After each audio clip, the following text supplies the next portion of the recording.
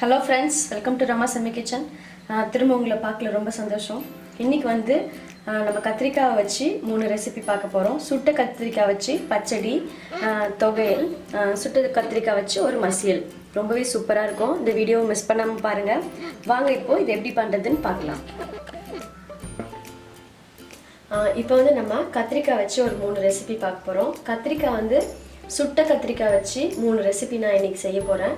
இது வந்து சுட்டு தண்ணியில் போட்டு வச்சுருக்கேன். இது வச்சு நம்ம தயிர் வச்சு ஒரு பச்சடி பண்ண போகிறோம். சுட்டதுக்கப்புறம் இந்த மாதிரி தண்ணியில் போட்டிங்கன்னா தயிர் பச்சடிக்கு அப்போ தான் நல்லாயிருக்கும். இது வந்து சுட்டு அப்படியே எடுத்து வச்சுருக்கேன். இது ஆறுனதுக்கப்புறம் இந்த தோலை தண்ணியில் தொட்டு நீங்கள் எடுத்திங்கன்னா வந்துடும். அதில் ஒரு தொகையிலும் சாப்பாட்டுக்கு போட்டு சாப்பிட்ற மாதிரி ஒரு குழம்பு நான் பண்ணி காட்டுறேன். வாங்க இது எப்படி பண்ணுறதுன்னு பார்க்கலாம். தண்ணியில் போட்டதுனால தோல் உங்களுக்கு அழகாக வந்துடுச்சு. எவ்வளோ ஈஸியாக எடுத்தாச்சு பாருங்கள். இப்போ இது வந்து கையாலே நல்லா மசிச்சுக்கணும், மிக்சியில் போடக்கூடாது.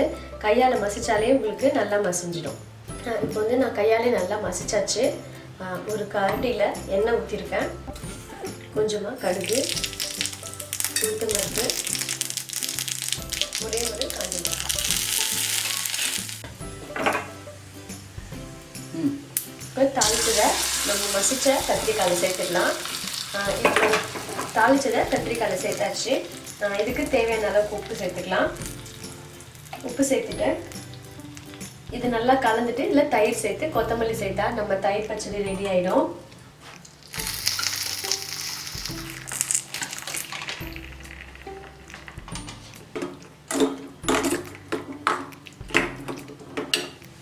இதில் கொஞ்சமாக பெருங்காயம் இது மாதிரி போட்டாலே நல்லா வாசனையாக இருக்கும். தயிர் பச்சடிக்கு ரொம்ப லைட்டாக போட்டால் போதும்.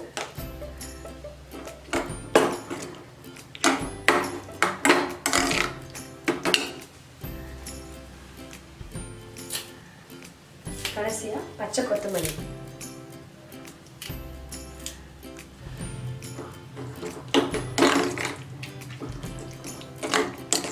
நம்ம வழக்கமாக வந்து வெள்ளரிக்காய், வெங்காயம் அந்த மாதிரி கேரட்லாம் பண்ணியிருக்கோம். இந்த மாதிரி கத்திரிக்காயில் தயிர் பச்சடி செஞ்சு பாருங்கள், சூப்பராக இருக்கும். இப்போது நம்ம சுட்ட கத்திரிக்காய் தயிர் பச்சடி ரெடி. இப்போ நம்ம அடுத்தது சுட்ட கத்திரிக்காயில் தொகையில் எப்படி பண்ணுறதுன்னு பார்க்கலாம். சுட்ட கத்திரிக்காவை இதை க்ளீன் பண்ணி எடுத்து வச்சுட்டேன். மேல் தோலை எடுத்துகிட்டு வச்சுட்டேன். இப்போ வந்து வானல் வச்சுட்டு நம்ம வந்து தொகையிலுக்கு மிளகாய், உளுத்தம்பருப்புலாம் வறுத்து எடுத்துக்கலாம். கொஞ்சமாக கத்திரிக்காய் எடுத்துக்கிறதுனால நான் காரத்துக்கு ஒரு 3 மிளகாய் தான் எடுத்திருக்கேன். மிளகாய், ஒரு சின்ன கோழி குண்டு சைஸ் அளவு புளி, உளுத்தம்பருப்பு, இது எல்லாத்தையும் நல்லா செவக்க வறுத்து எடுத்துக்கலாம். இப்போ எல்லாமே நல்லா செவந்து வறுத்தாச்சு. கொஞ்சமாக பெருங்காயத்தூளை எண்ணெயிலே சேர்த்துக்கிறேன். இப்போ எல்லாத்தையும் ஒன்றா கலந்துட்டு இப்போ இது நம்ம எடுத்துடலாம். இப்போ நம்ம இது எல்லாத்தையும் சேர்த்து உப்பு வச்சு நல்லா ஒரு தொகையல் மாதிரி அரைச்சி எடுத்துக்கலாம். வதக்கின எல்லாத்தையுமே உப்பு போட்டு ஆறுனதுக்கப்புறம் நல்லா அரைச்சிட்டேன். இப்போ நம்ம சுட்ட கத்திரிக்காய் தொகையிலும் ரெடி ஆயிடுச்சு. அடுத்தது நம்ம சுட்ட கத்திரிக்காய் வச்சு ஒரு மசியல் மாதிரி பார்க்க போகிறோம். சாதத்து கூட, மற்றபடி டிஃபன் கூட எல்லாத்துக்கூடமே இது தொட்டுன்னு சாப்பிட்லாம். இப்போ ஒரு டேபிள் ஸ்பூன் எண்ணெய் ஊற்றிட்டேன். இதுக்கு ஒரு பவுடர் ஒன்று நம்ம அரைச்சிக்கலாம். ஒரு டேபிள் ஸ்பூன் அளவுக்கு கடலைப்பருப்பு, ஒரு 3 காஞ்ச மிளகாய், ஒரு அரை டேபிள் ஸ்பூன் அளவுக்கு தனியா. இப்போ எல்லாமே நல்லா பொன்னிறமாக வறுத்தாச்சு. இது தனியாக நம்ம எடுத்து வச்சுக்கலாம். இப்போ வறுத்ததை நான் ஒரு தட்டில் எடுத்து வச்சுட்டேன். இது ஆறுனதுக்கப்புறம் இதை நம்ம அரைச்சி எடுத்துக்கலாம். இப்போ நம்ம வந்து குழம்புக்கு வெங்காயம் வதக்கிக்கலாம். அதில் கொஞ்சமாக எண்ணெய் இருக்குது, மேலே கொஞ்சமாக எண்ணெய் சேர்த்துக்கலாம்.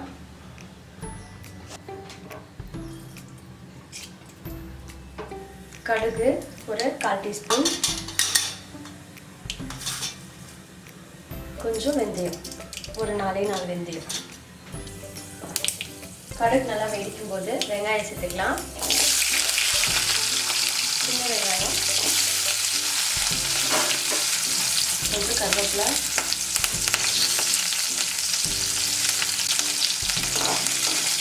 சின்ன வெங்காயம் கருவேப்பிலை நல்லா வதக்கியாச்சு. இப்போ தக்காளி சேர்த்துக்கலாம்.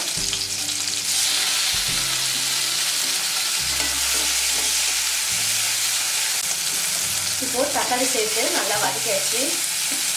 நம்ம சுட்ட கத்திரிக்காவை க்ளீன் பண்ணி எடுத்து வச்சதை கொஞ்சமாக ரொம்ப குழக்குழன்னாக்காம இந்த மாதிரி பண்ணி கட் பண்ணி போட்டுடலாங்க.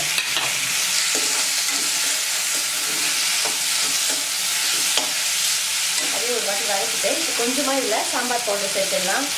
ரொம்ப கம்மியாக, ஏன்னா நம்மளுக்கு வந்து அந்த குழம்பு ஒரு திக்னஸ் கொடுக்கறதுக்காக லைட்டாக ஒரு அரை டீஸ்பூன் அளவுக்கு சேர்த்தா போதும். நான் சேர்க்கும் போது டேஸ்ட்டும் நல்லாயிருக்கும். இது ஒரு வாட்டி பரட்டிட்டு கொஞ்சமாக இதில் புளி தண்ணி சேர்த்துக்கலாம்.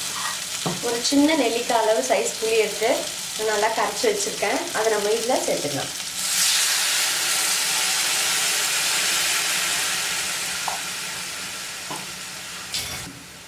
இதுக்கு கொஞ்சம் உப்பு மஞ்சத்தூளும் இப்போ நம்ம சேர்த்துடலாம்.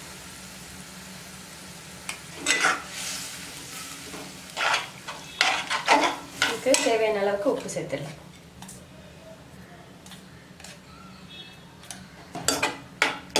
இப்போ நம்ம போட்ட அந்த கொஞ்சமாக சாம்பார் பொடியும் புளி தண்ணியோட பச்சை வாசனையும் போகணும்.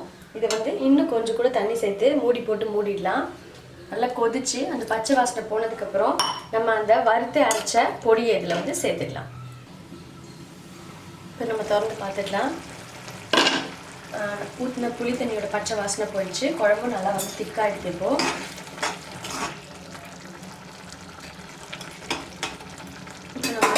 நம்ம வறுத்து அரைச்ச அந்த பொடியை சேர்த்துடலாம்.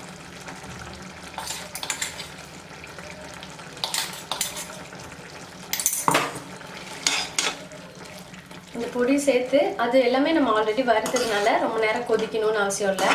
நல்லா கலந்துட்டு ஒரு கொதி வந்தால் போதும். கடைசியாக கொத்தமல்லி தழை போட்டு இறக்கிடலாம்.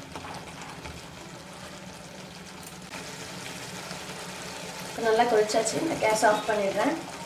நம்ம சுட்ட கத்திரிக்காய் கொஸ்து ரெடி.